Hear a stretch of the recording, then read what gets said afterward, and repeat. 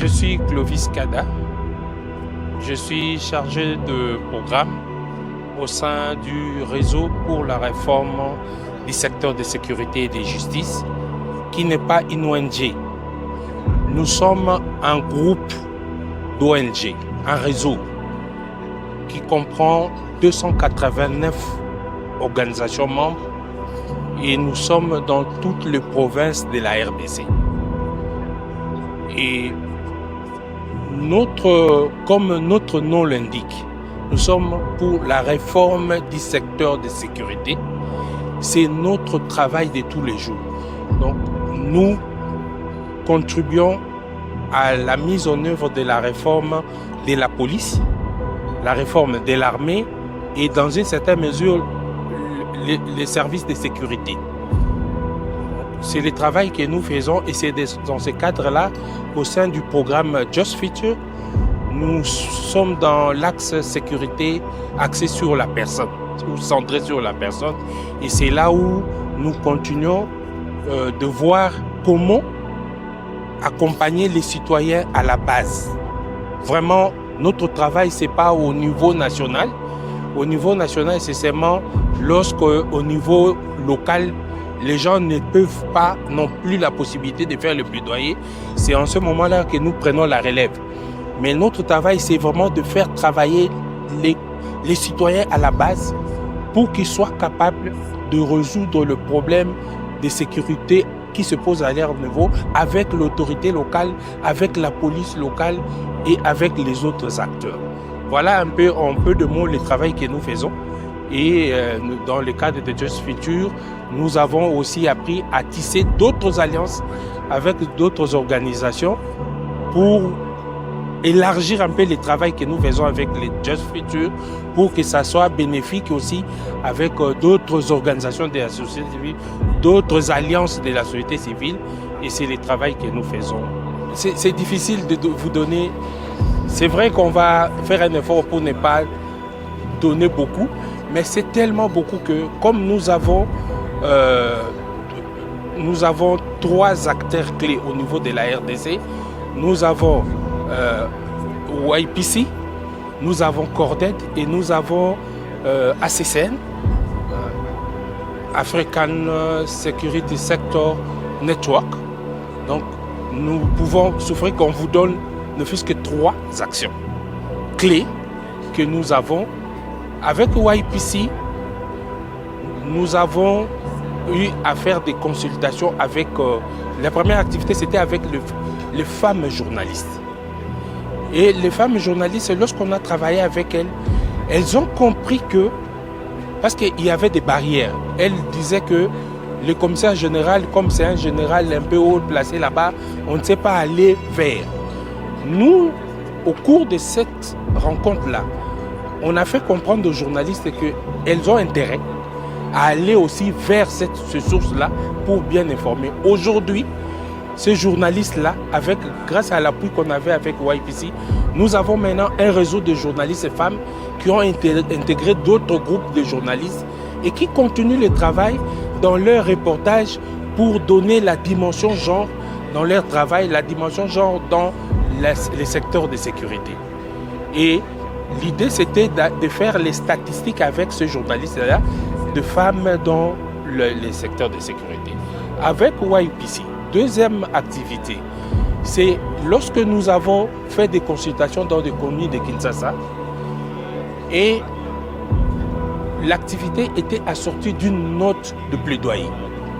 Une note de plaidoyer qu'on a consulté les femmes et les hommes à la base. Et cette note de plaidoyer était adressée au ministre de l'Intérieur. Nous avons fait voir au ministre que nous avons 26 provinces, donc 26 commissariats provinciaux de la police qui étaient dirigés par des femmes, des hommes, 100% hommes. Et après notre action de plaidoyer, quelques mois après, quand il y a eu une nouvelle opportunité de nomination, au moins maintenant, au Congo, nous avons une femme qui est commissaire provincial de la police.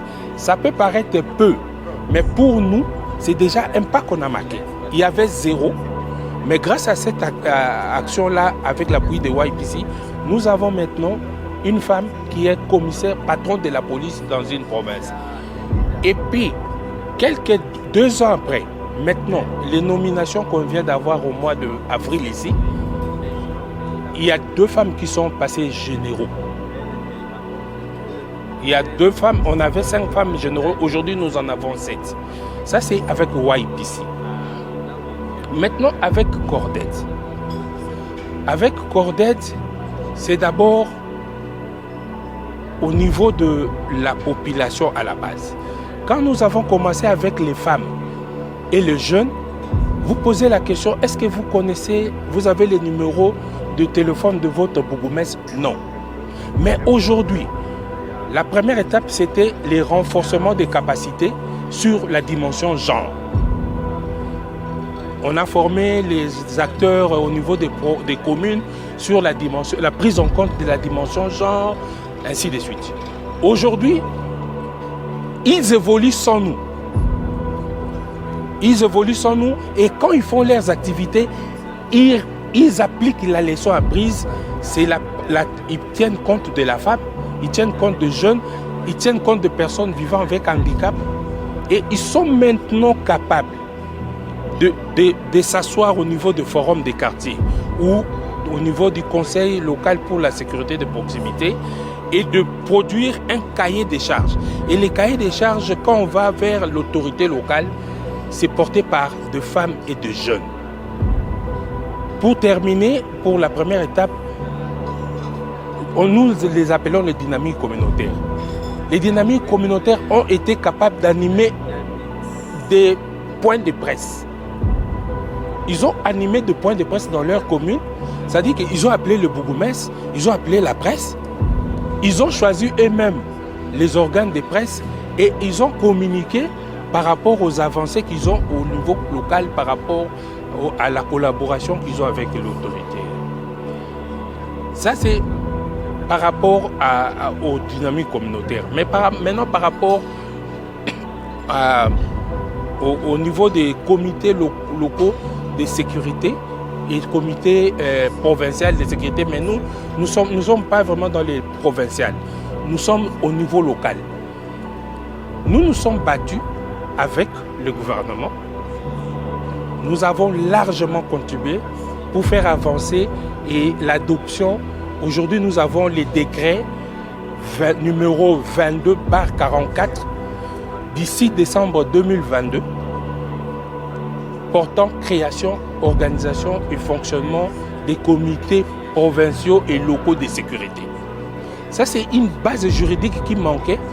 Et si vous allez dans les articles 10, 12, 14 et 16 de ces décrets, c'est la vision de la société civile qui est reprise là-bas.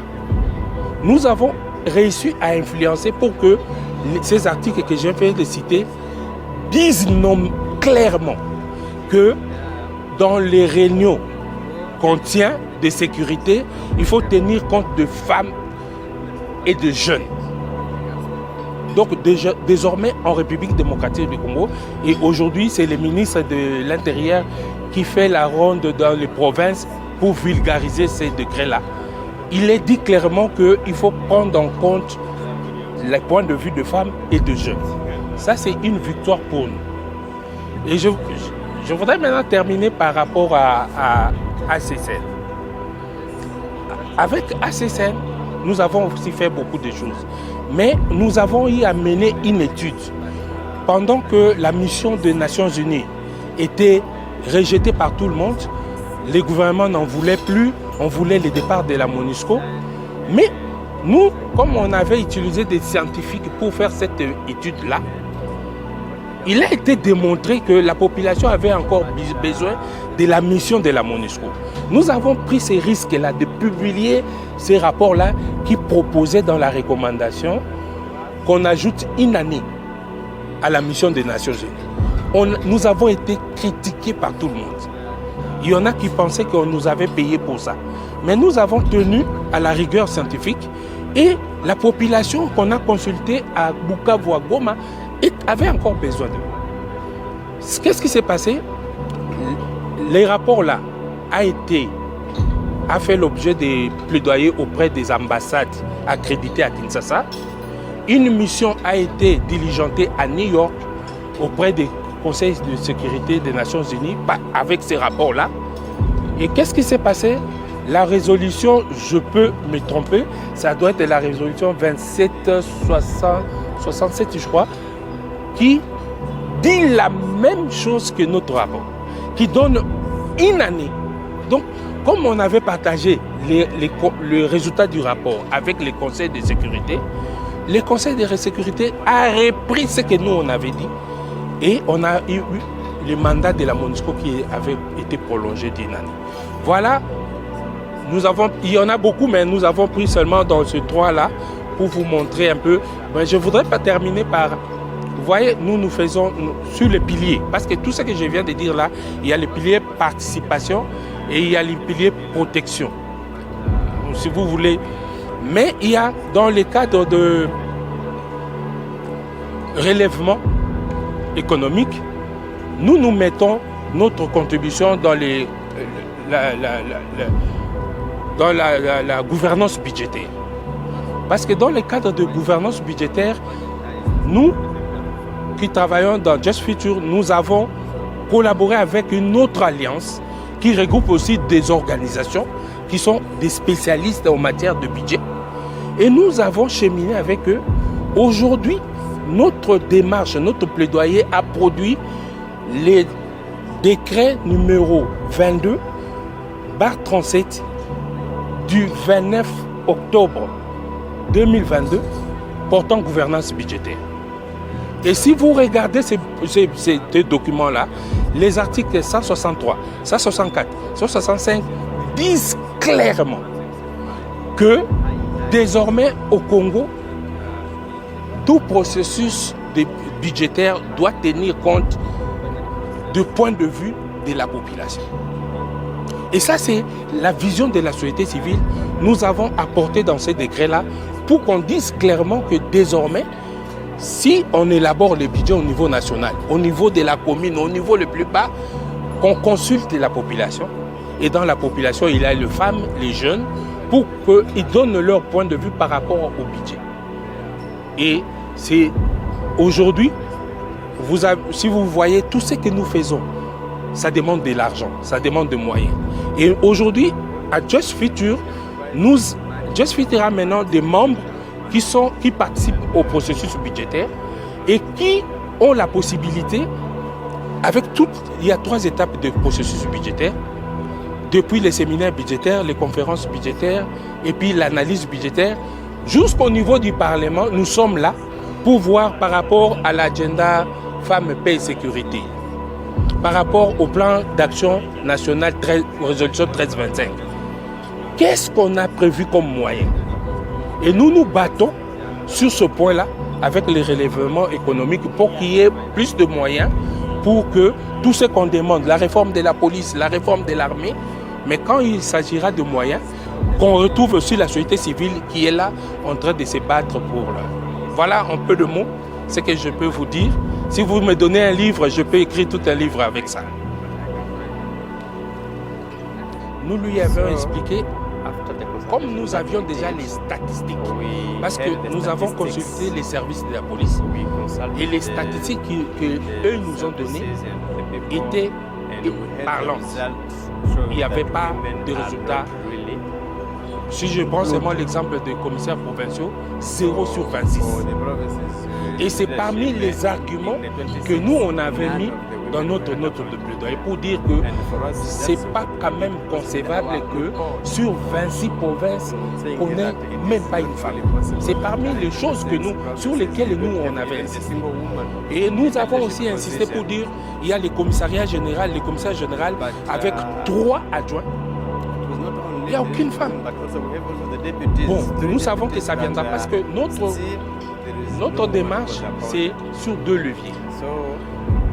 L'accès des femmes au poste de commandement et l'accès des femmes au poste de décision. Donc nous y allons comme ça. Et même les dernières ordonnance ici, on a vu qu'il y a des femmes qui sont entrées au niveau des directions de la police, direction même de la formation. Et ça, ce sont les postes de décision. Mais maintenant, au poste de commandement, c'est comme la dame là qui est maintenant commissaire provincial, donc le numéro 1 de la police à la province. Et nous nous battons maintenant pour que, c'est là, comme on nous a encore donné 2 généraux, et c'est comme ça, parce qu'il n'y avait rien. Mais au moins, après notre action, je crois que c'est 3 mois après, 3 mois après notre action, et nous avons vu le résultat. Et nous sommes allés même pour les politiques qui sont comme ça, nous sommes allés pour remercier les ministres, pour lui dire merci. On continue pour que...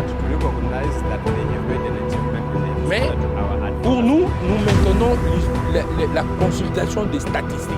Parce que c'est les statistiques officielles qui nous indiquent quel est le niveau. Parce que nous, on ne connaît pas, mais il faut savoir d'abord, parce que les plaidoyers là, il faut avoir des données qui sont réelles. Quand l'autorité consulte, elle trouve qu'effectivement, ce que ces gens ont dit, c'est vrai. Et c'est ça notre force. On n'y va pas comme ça, on consulte d'abord les différents services pour être sûr que ce que nous avons dit, nous allons dire à l'autorité, même s'il se réfère à ces services, on va lui dire la même chose. Et nous continuons, nous y allons avec l'idée que nous avons marqué un pas, mais il faut